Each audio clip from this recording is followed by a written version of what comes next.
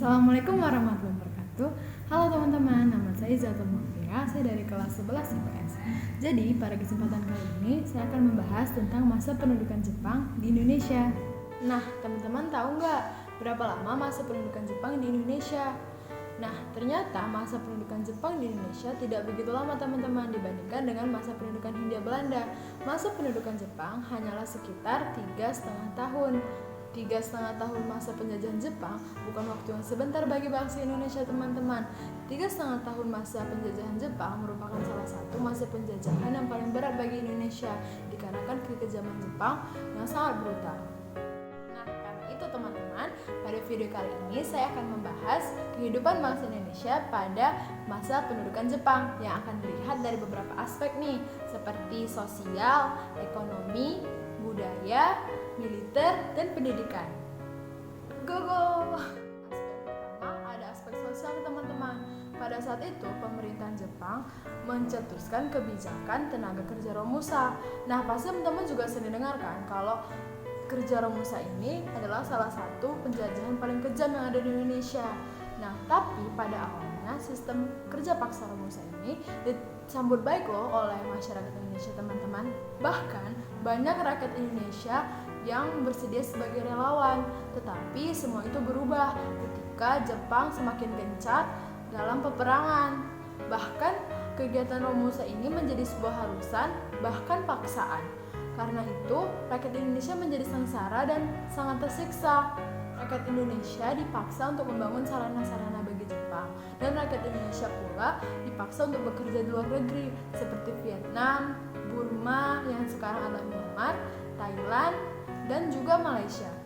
Nah, ketika dipaksa bekerja, rakyat Indonesia tidaklah diimbangi dengan upah dan fasilitas yang layak. Karena itu banyak dari rakyat Indonesia yang tidak kembali karena sudah meninggal di sana. Masih dengan aspek sosial nih teman-teman, selain Romusa, ada yang namanya Jugun Yanfu. Jugun Yanfu ini adalah wanita-wanita penghibur dari Indonesia, Cina, dan Korea untuk menghibur tentara-tentara Jepang. Nah, pada saat itu perempuan-perempuan Indonesia menjadi salah satu perempuan-perempuan penghibur bagi tentara-tentara Jepang. Aspek yang kedua ada aspek budaya teman-teman. Nah, pada saat itu pemerintahan Jepang berusaha menerapkan kebudayaannya pada masyarakat Indonesia, yang mana salah satunya adalah budaya Seikiri. Budaya Seikiri ini adalah budaya membungkukkan badan dalam-dalam ke arah matahari. Karena itu, dalam masyarakat Jepang, kaisar memiliki kedudukan tertinggi karena diyakini sebagai keturunan dewa. Nah, ketika Jepang ingin menerapkan kebudayaannya pada masyarakat Indonesia, hal ini mendapat pertentangan dikarenakan rakyat Indonesia menganut sistem Tuhan Yang Maha Esa, dan rakyat Indonesia pada saat itu tidak menerima kebudayaan Jepang yang menyuruh rakyat Indonesia untuk membungkukkan badan dalam-dalam ke arah matahari. Pada masa itu, media dan pers tidak sebebas sekarang teman-teman. Media dan pers diawasi oleh Jepang, dan bahkan Jepang membangun sebuah pusat lembaga kebudayaan untuk mengawasi para seniman yang bernama Kemen Bunki Shidosu. Lembaga ini diperintahkan untuk mengawasi para seniman agar tidak menciptakan karya-karya yang tidak berkepentingan bagi Jepang. Aspek ketiga ada aspek pendidikan teman-teman. Nah, sistem pendidikan Indonesia pada masa pendudukan Jepang dan masa pemerintahan kolonial Belanda sangatlah berbeda teman-teman. Kenapa sih berbeda? Karena pada masa pemerintahan kolonial Belanda, pendidikan itu hanya dapat diakses oleh para bangsawan. Tetapi pada masa pendudukan Jepang, pendidikan dapat diakses oleh semua kalangan. Nah, tapi pendidikan Indonesia pada saat itu hanya berfokus pada kebutuhan perang Jepang teman-teman. Lalu walaupun dapat diakses oleh semua kalangan, tetapi jumlah sekolah di Indonesia cenderung berkurang, yang awalnya 21.500 berkurang menjadi 13.500.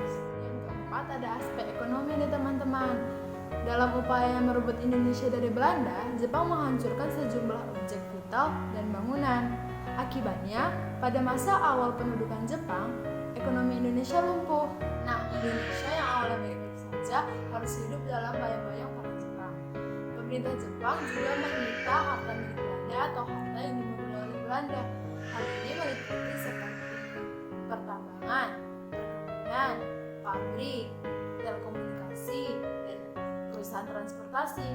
Rakyat yang hidup pada masa pemerintahan Jepang sangat menderita. Bahkan harta pribadi mereka diminta untuk membiayai perang Jepang. Jumlah gelandangan bertambah di kota-kota besar seperti Batavia, Bandung, Semarang, dan Surabaya. Bahkan tidak sedikit dari mereka yang mati di jalanan dan dibunuh di jembatan. Pasar-pasar gelap pun mulai bermunculan di kota-kota besar. Akibatnya, barang keperluan sulit dicari dan semakin sedikit jumlahnya. Di desa, hasil ternak dan hasil tani rakyat diambil oleh pemerintah Jepang. Petani yang tadinya baik-baik saja dijadikan pemusah. Akibatnya, ladang dan kebun tak terurus. Rakyat hanya memakan makanan seadanya saja, seperti umbi-umbian dan daun-daunan. Bukan hanya urusan pangan, urusan sandang pun menjadi masalah. Sebelumnya, urusan sandang bergantung pada impor Belanda. Selain itu, tanaman kapas juga gagal panen. Akibatnya, rakyat tidak mempunyai pakaian layak. Banyak yang menggunakan karung-karung dan lembaran karet mentah. Penyakit kudis dan TBC mewabah, sehingga banyak rakyat yang meninggal secara mengenaskan. Karena itu, kehidupan masa pendudukan Jepang adalah yang terburuk sepanjang sejarah Indonesia. Nah, aspek kelima yang sekaligus aspek terakhir adalah aspek militer nih teman-teman.